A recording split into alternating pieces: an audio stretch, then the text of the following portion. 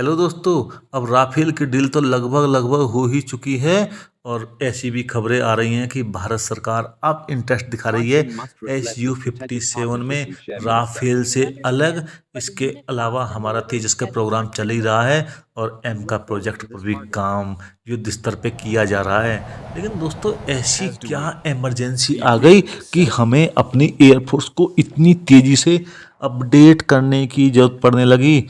जी हाँ दोस्तों, सोचने वाली बात तो है। क्या भारत सरकार के पास में, भारतीय एजेंसियों के पास में या भारतीय सेना के पास में कोई ऐसी खबर है जो देश को नहीं बताई गई है? क्या हम किसी मुसीबत में जाने वाले हैं या कोई वॉर होने वाला है और उस वॉर को रोकने के लिए हमें शक्तिशाली बनना पड़ेगा? कुछ तो बात है दोस्तों। इन्हीं सब बातों को डिस्कस करने के लिए और इस समस्या को रोकने का क्या तरीका है, हम क्या करने जा रहे हैं, इसको डिस्कस करने के लिए मैं आज का वीडियो लेकर आया हूं। दोस्तों आपसे अनुरोध है, आप वीडियो को पूरा देखें, लाइक सब्सक्राइब जरूर करें और कमेंट सेक्शन में अपनी प्रतिक्रिया भी दें। दोस्तों वीडियो को शुरू करने से पहले मैं आपका अपना मोहंती यादव आपके अपने YouTube channel an Indian update पर आपका हार्दिक स्वागत और अभिनंदन करता हूं। दोस्तों भारतीय वायुसेना ना 150 राफेल, 60 SU-57, 10 S-400, 210 तेजस और 40 MK के साथ में दुश्मनों की नाक में दम करने का पूरा प्लान बना चुकी है। और पाकिस्तान, जिसके बारे में तो आज भी बात करने की जरूरत नहीं है, चाइना को भी धुआं देने की तैयारी कर रही है हमारी एयरफोर्स। लेकिन वही वाली बात है दोस्तों, स्क्वाड्रंस की कमी तो हमारे पास कारगिल वॉर के समय से है। तो ऐसी आफत क्या मची कि हम उसे इमरजेंसी में ताबड़तोड़ पूरा करने के मूड में आ गए हैं। और मूड में ही नहीं, हम तैयारी का लेवल वहाँ लेके जा रहे हैं जहाँ पर अगले 4 से 5 दशक तक अपनी एयर पावर के दम पे भारतीय वायुसेना पूरे विश्व में डोमिनेंस पैदा करके रखने का प्लान बना चुकी है। कोई तो न्यूज़ है भारत सरकार के पास में, भारतीय एजेंसियों के पास में दोस्तों, जो देश को नहीं बताई गई है। राष्ट्रीय हितों में ही सही, लेकिन देश को कुछ तो है जो छुपाया गया है और उसी न्यूज़ के आधार पर, उसी इंफॉर्मेशन के आधार पर तैयारी भी की जा रही है। दोस्तों ये भी सच्चाई है, भारतीय वायुसेना इस समय एयरक्राफ्ट की बहुत बड़ी कमी से जूझ रही है। हमारा स्वदेशी देसी फाइटर जेट प्लान तेजस उस लेवल पर रिजल्ट नहीं दे पा रहा है जिस लेवल पर देना चाहिए था। उसका बहुत बड़ा कारण है यूएस के साथ चलते हुए टैरिफ जैसे विवाद और यूएस के द्वारा हथियारों और ख़ास तौर से जीई के इंजन में डिलीवरी में डिले करना। लेकिन दोस्तों आने वाले 10 साल में तस्वीर बदलने वाली है। रशिया यूक्रेन युद्ध ने भी हमें बहुत नुकसान पहुंचाया है, क्योंकि हथियारों की डिलीवरी रशिया भी समय पर, टाइम पर नहीं कर पा रहा है और पाकिस्तान चाइना मिलकर के अपना गेम कर रहे हैं। पाकिस्तान 5th जनरेशन के J-20 और J-35 विमान पाकिस्तान को देने का प्लान कर रहा है। लेकिन दोस्तों मैंने बताया ना, भारत सरकार और भारतीय वायुसेना भी हाथ पे हाथ धर के नहीं बैठी हुई है। एयर सुपर पावर बनने की तरफ हम कदम बढ़ा चुके हैं दोस्तों।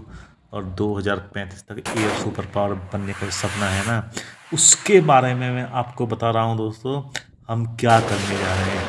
2035 तक भारतीय वायुसेना में 150 राफेल जेट शामिल हो चुके होंगे और उनको सपोर्ट कर रहे होंगे 60 5th generation Russian fighter jet Sukhoi 57।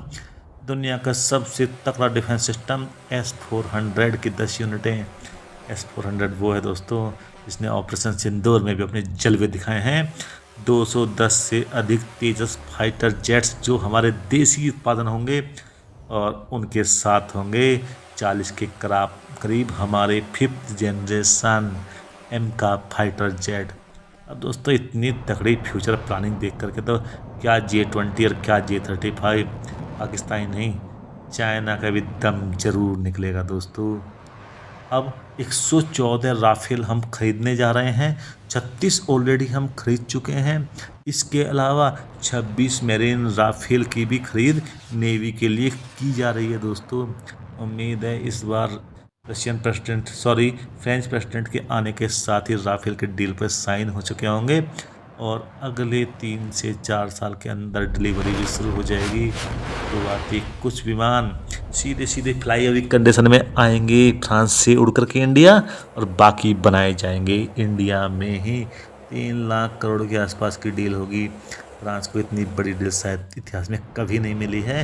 लेकिन राफेल, सिर्फ राफेल ही थोड़ी होंगे दोस्तों, उसके साथ प्लान किया जा रहा है रशियन सुखोई 57 का, जो कि 60 की संख्या में आएंगे दोस्तों।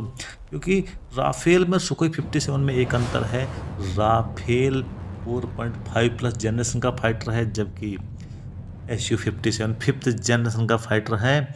और जब ये दोनों मिलके उड़ेंगे ना, उनके साथ होंगे तेजस, तो क्या J-20 और क्या J-35, चाइना और पाकिस्तान का दिमाग ठिकाने के लिए तो उनकी एक गड़गड़ाहट काफ़ी होने वाली है दोस्तों।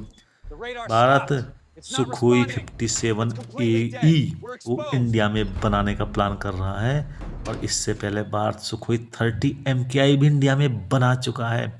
ऐसे में मतलब हमारे पास सुखोई 57 बनाने का इंफ्रास्ट्रक्चर तो आधे से ज़्यादा पहले ही मौजूद है।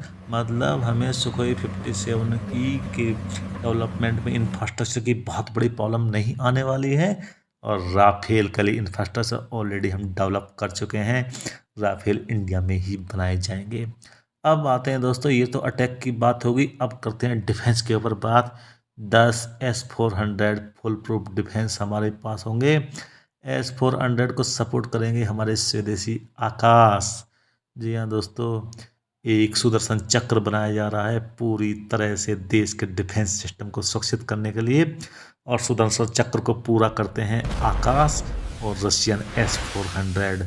अभी हमारे पास 3 S-400 ऑलरेडी हैं, 2 जल्द मिलने वाले हैं, और 5 अन्य S-400 की हम डील करने जा रहे हैं रशिया के साथ में।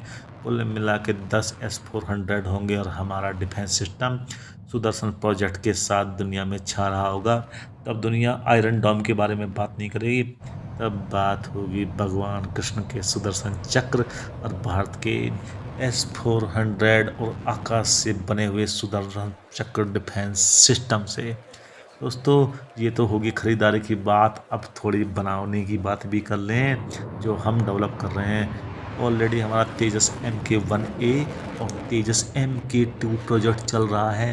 एयरफोर्स ऑलरेडी 97 और 83 तेजस MK-1A का ऑर्डर दे चुकी है, और इसी साल पूरी उम्मीद है तेजस MK-2 भी शुरू हो जाएगा, अपनी उड़ान भर चुका होगा।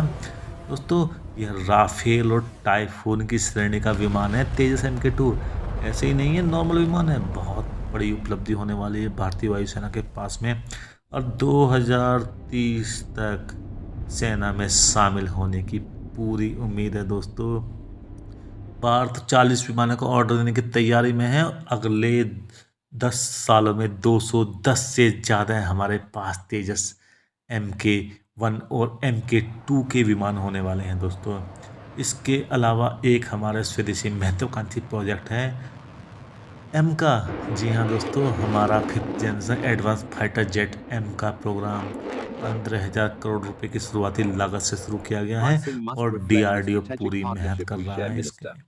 2030 तक इसके प्रोटोटाइप के उड़ने की संभावना है दोस्तों, और 3-4 साल में जरूरी बदलाव, और 2035 में एयरफोर्स में शामिल करने के मिशन के साथ DRDO लगा हुआ है दोस्तों। वैसे भी DRDO की क्षमताओं को जिनको डाउट है ना, वो समझ ले 4.5 जनरेशन के तेजस मार्क 2 फाइटर जेट के प्रोग्राम में बहुत कुछ सीख चुका है DRDO, अच्छा खासा अनुभव ले चुका है। और उसके बाद सुखोई 57E और राफेल भी इंडिया में बनाए जाएंगे, और भी अनुभव DRDO को मिल चुका होगा। मतलब एमका और तेजस मार्क 2 में बहुत कुछ कॉमन है, और उम्मीद है ये प्रोजेक्ट समय से पूरा हो जाएगा दोस्तों। और AI, भारत AI का जबरदस्त इस्तेमाल इसके अंदर कर रहा है, और एमका होगा 5.5 जनरेशन का विमान, जो चाइना के J-35 से बहुत आगे की